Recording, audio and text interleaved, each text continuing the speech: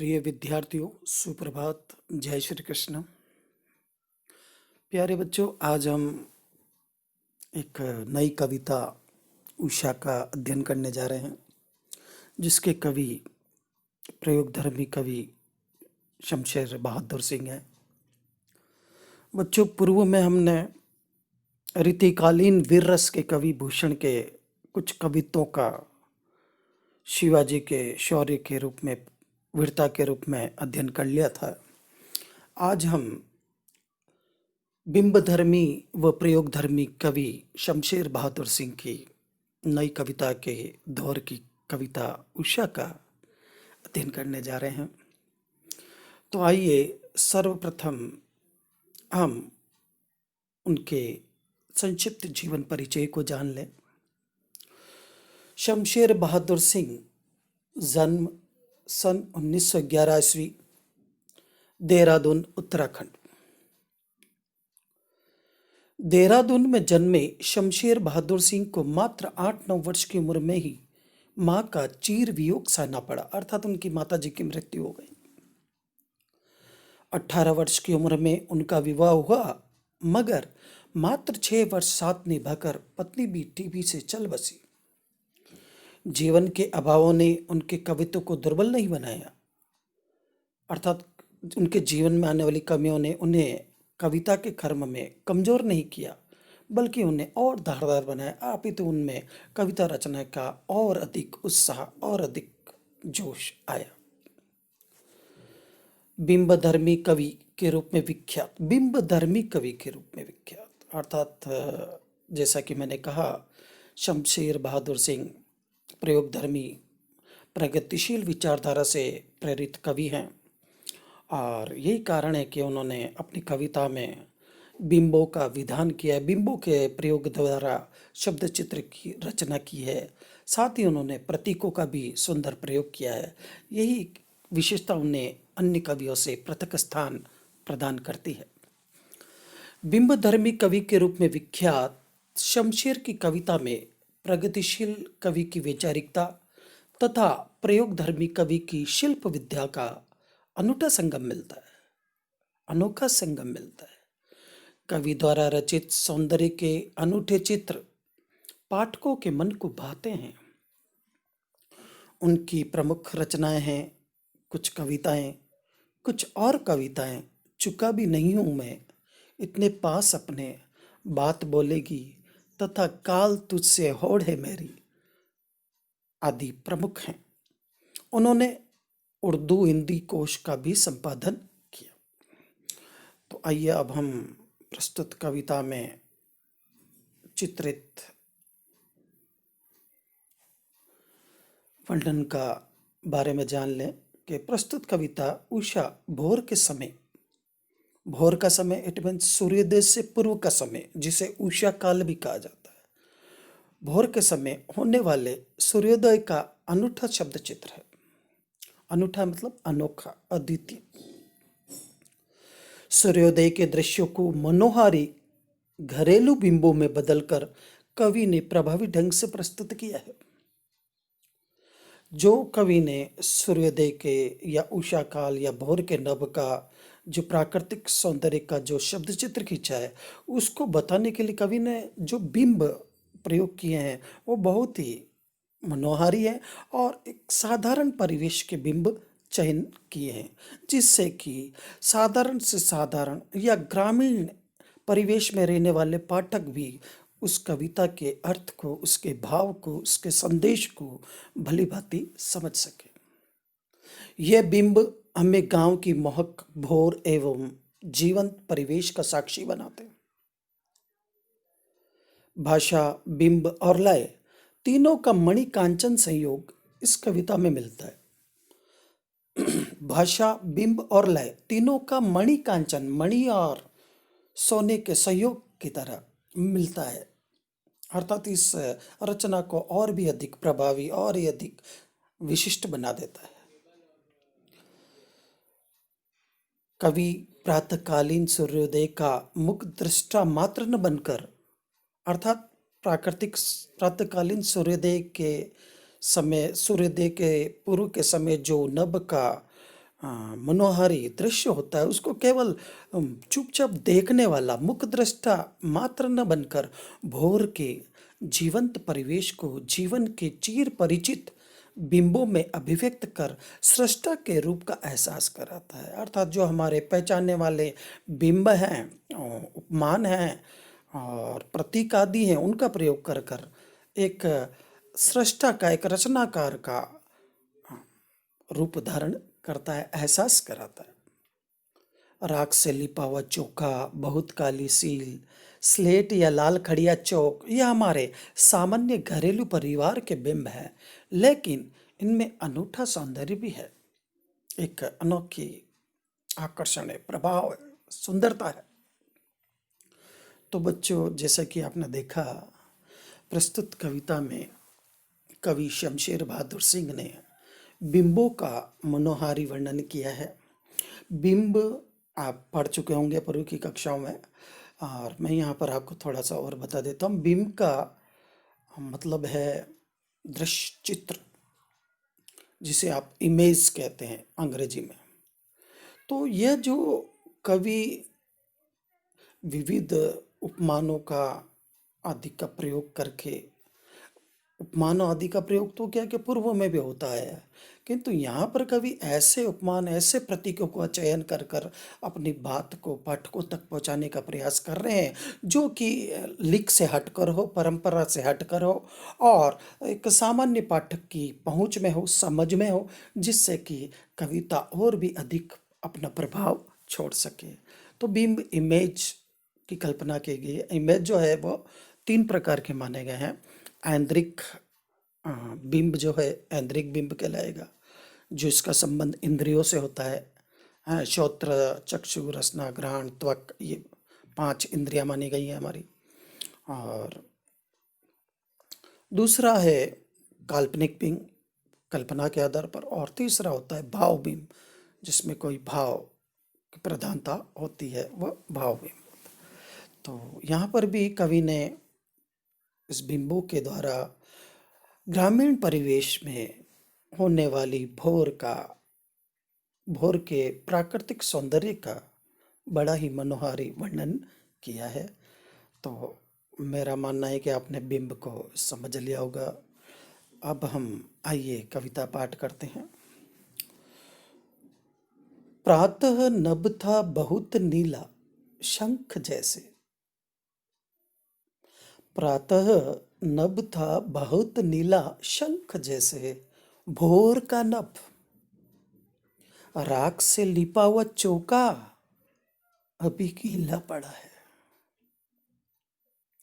बहुत काली सील जरा से लाल केसर से कि जैसे खुल गई हो, बहुत काली सील जरा से लाल केसर से कि जैसे खुल गई हो, स्लेट पर या स्लेट पर लाल खड़िया चौक मल दी हो किसी ने,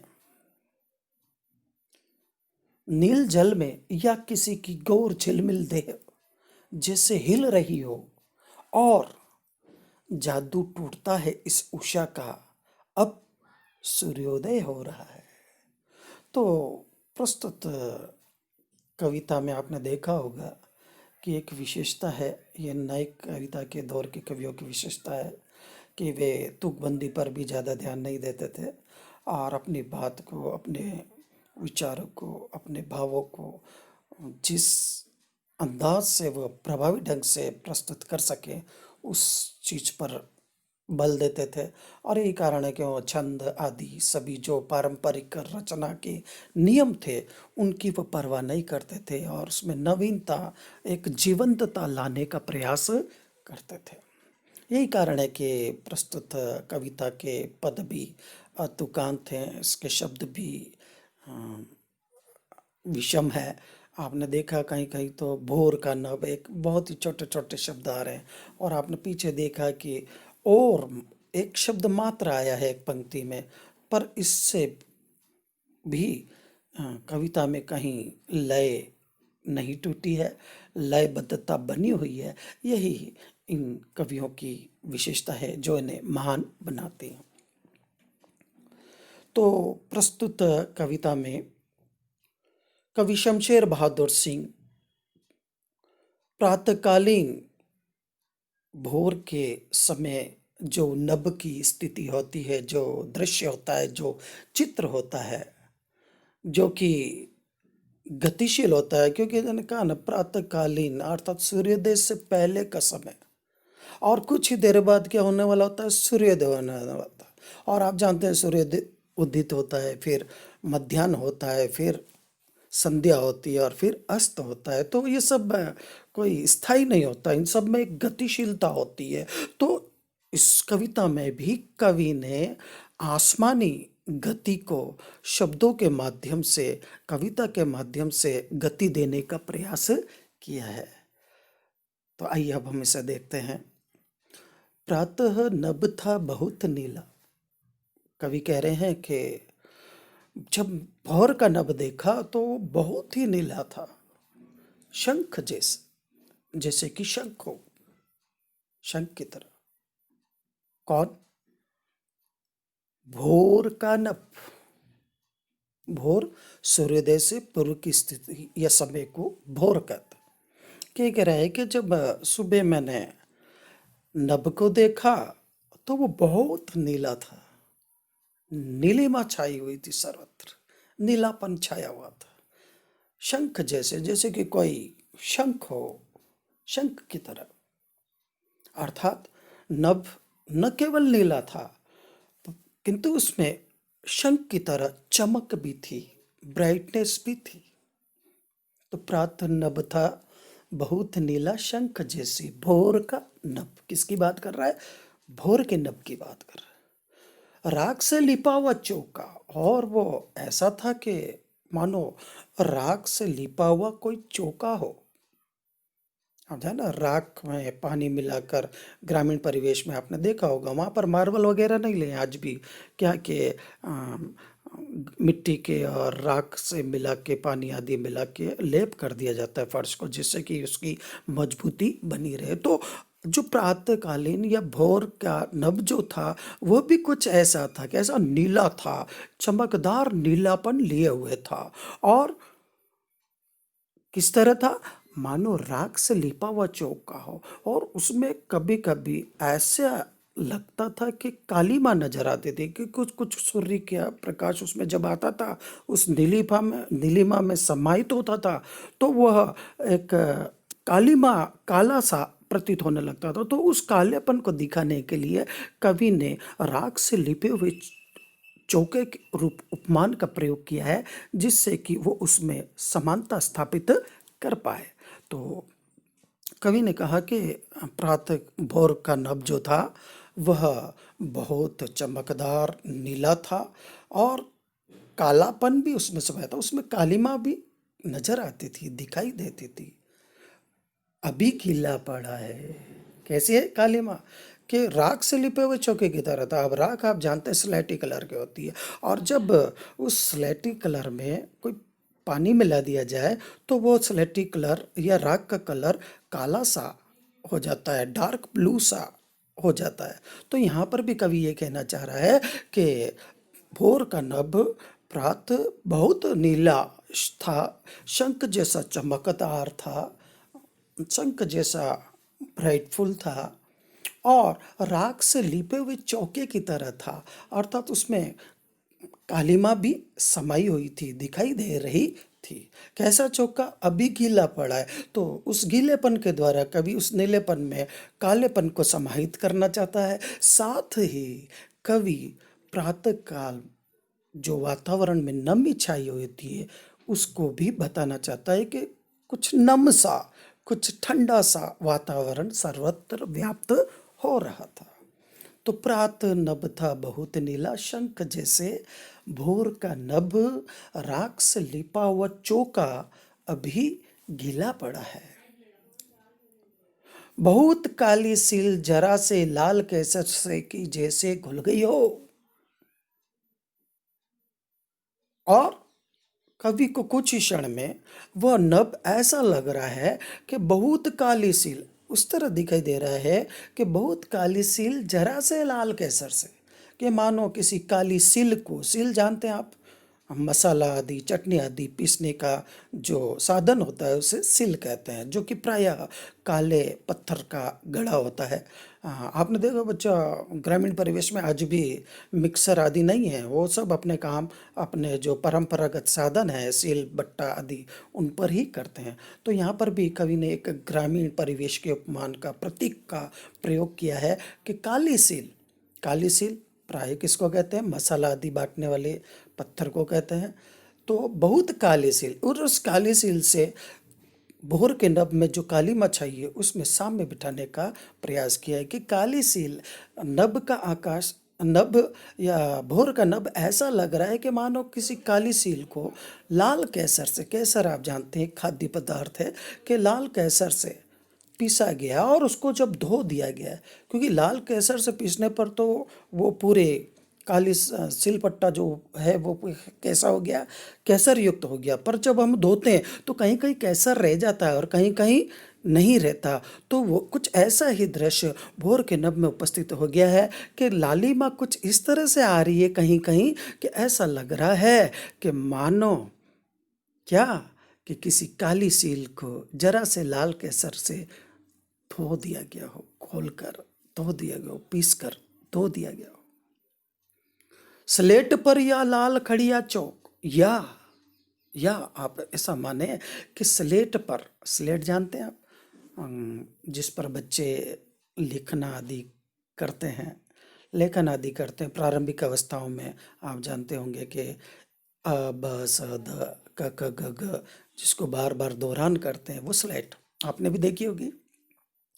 स्लेट पर या लाल खड़िया चौक मल दी है किसी ने, या कुछ ऐसा लग रहा है मानो स्लेट पर, स्लेट भी कैसी होती है, काली होती है, तो वो नभ तो कैसा है, काला स्लेट की तरह। और लाल खड़िया चौक, खड़िया चौक मिट्टी से बनी हुई चौक, जिसको ब्लैक बोर्ड वगैरह पर यूज़ किया जाता था।